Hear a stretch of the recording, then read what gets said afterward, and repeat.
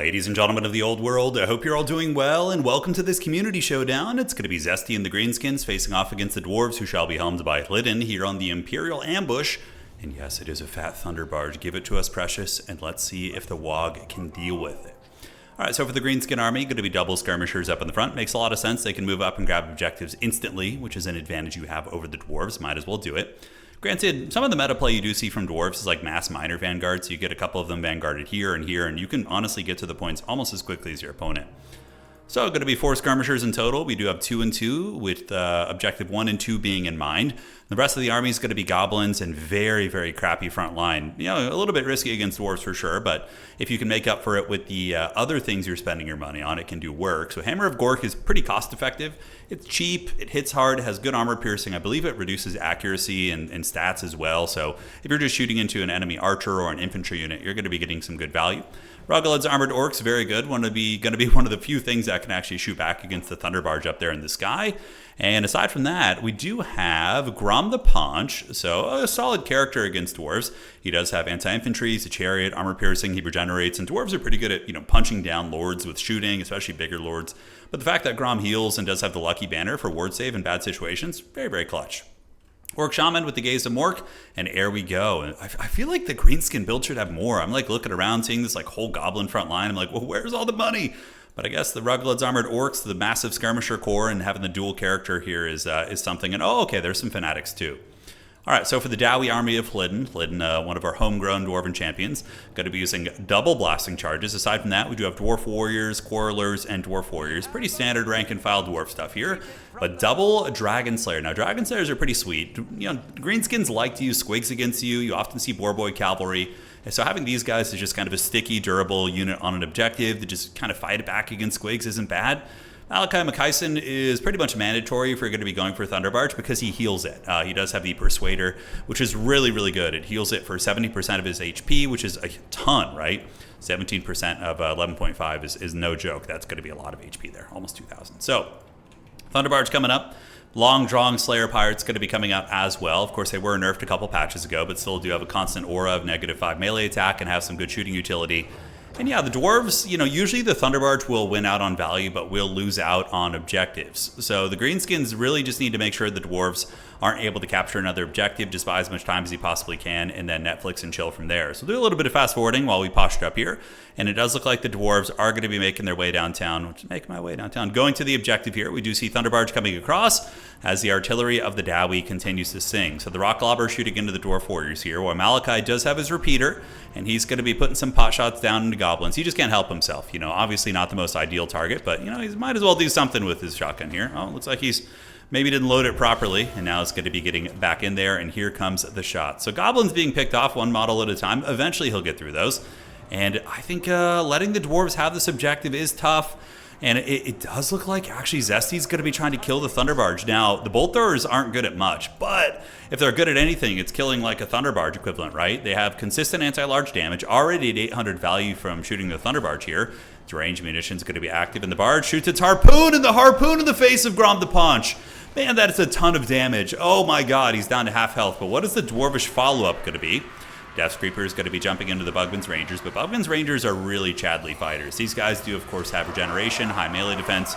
They can fight off skirmish cavalry all day and take pretty minimal casualties. They haven't lost a single dwarf yet and have been fighting these cavalry for a while, but Durkit Squig Hoppers will make a bit of a difference. But the Thunderbarge here is going to be getting the Persuader and will be retreating back. Greenskins are farming a lot of value against that barge right now, and at the very least, it was able to do some damage against Old Grom the Paunch, but going to be a very tough one for the Dwarves. So Thunderbarge eating a lot. Looks like there is going to be a Gaze of Mork and or Gork. I don't remember which one. So, it could be either god going into the Dwarf Warriors. They're not doing bad damage.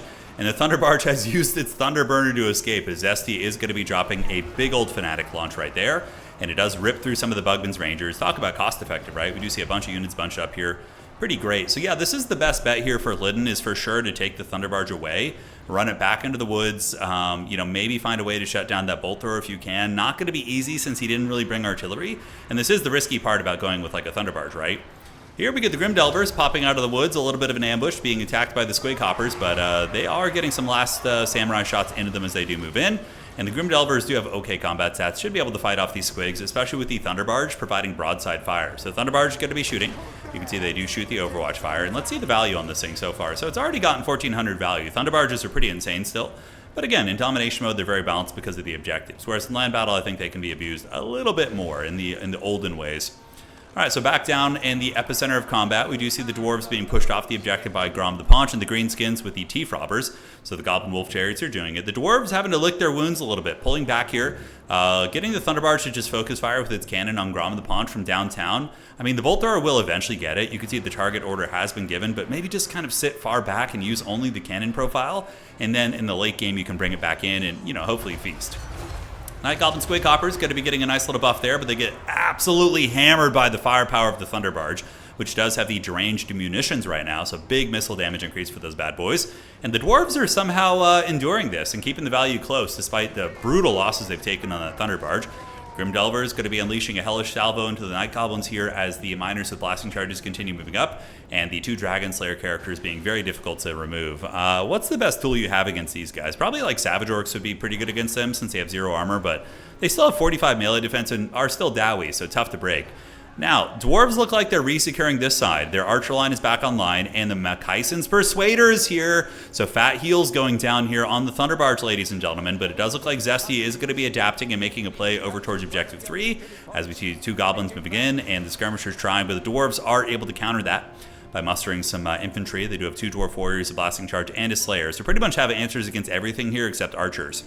So the Dwarves have reclaimed the ground. The Thunderbarge is getting a little bit low. Now, what is the Hammer of Gork shooting at? I'm curious. I think he's just letting it loose fire right now, so he hasn't given it a specific shooting order. But you can see that the Goblin Rock Lobber, or excuse me, Bolt Throwa, Lava, Throwa, something, you know, they're always throwing something out there. Is that 2,000 freaking value, which is nuts.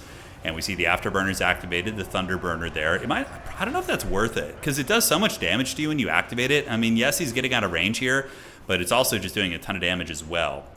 So tricky stuff. Nonetheless, the Dwarves are going to be trying to hold firm here. The 2 Bugman's Rangers are forming ranks, while Grom the Paunch is going to be running across, running over these blasting charges here. And the Thunderbarge is wavering, sitting at 11 leadership. Very rare you see that thing break. Slayer's going to be moving in.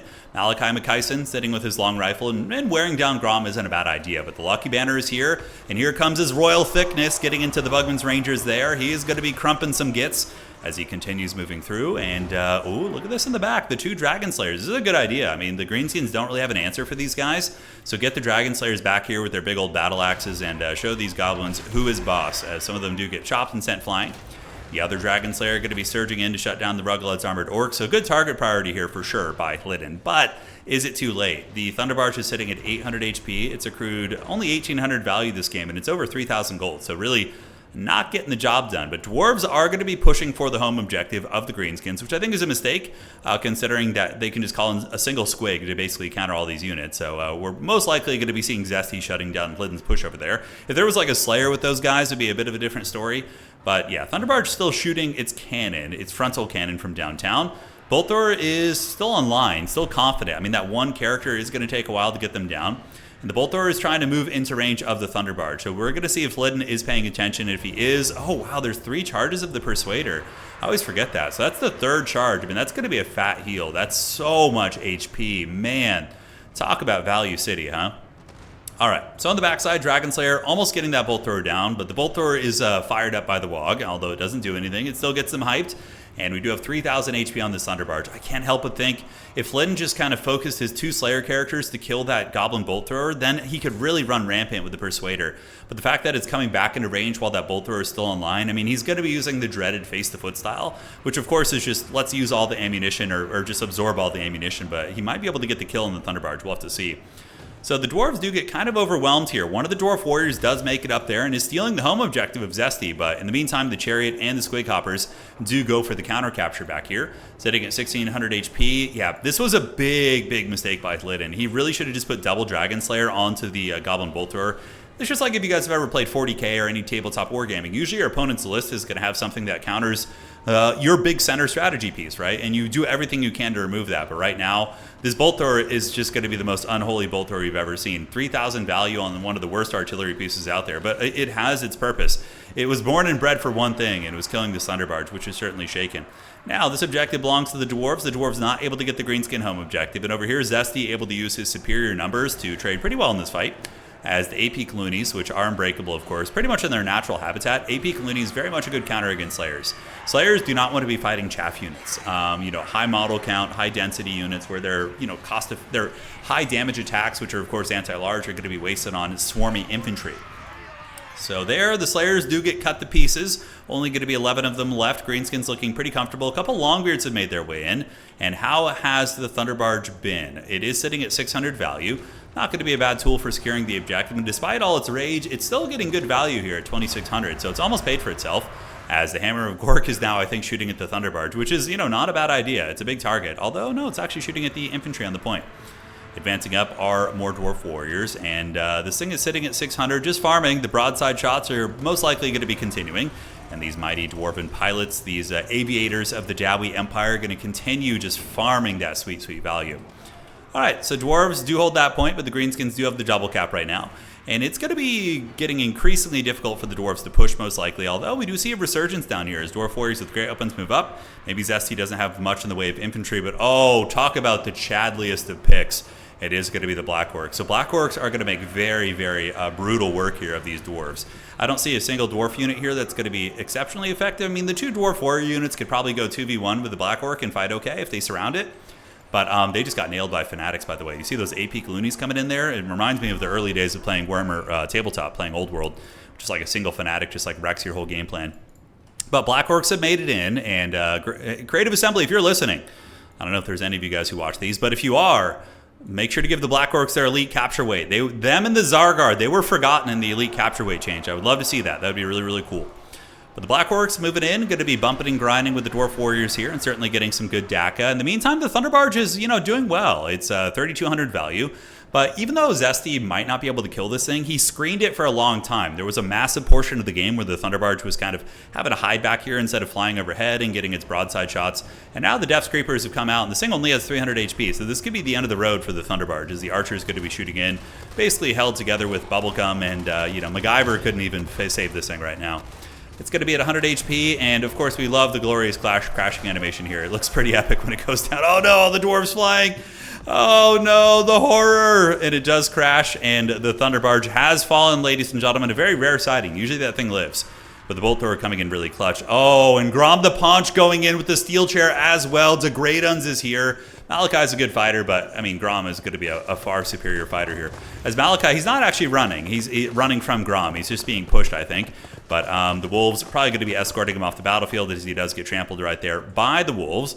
And over here, the Black Orcs will win as they get the job done, crumping through these Dwarvish infantry.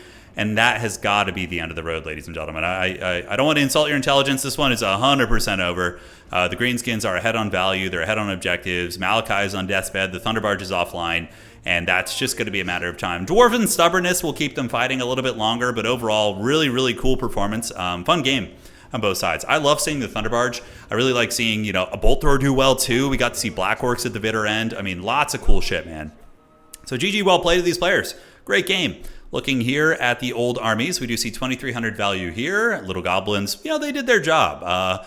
And, normally a Goblin-centric front line like this would suffer really bad against Dwarves. But since the Dwarves invested so much in the Barge, the Goblins really didn't have, like, a swarm bearing down on them, right? And, Black Orcs came in, did good. Bolt Thrower was super Chad at 2,600 value. And overall, really, really fun match. So I hope you guys enjoyed that one.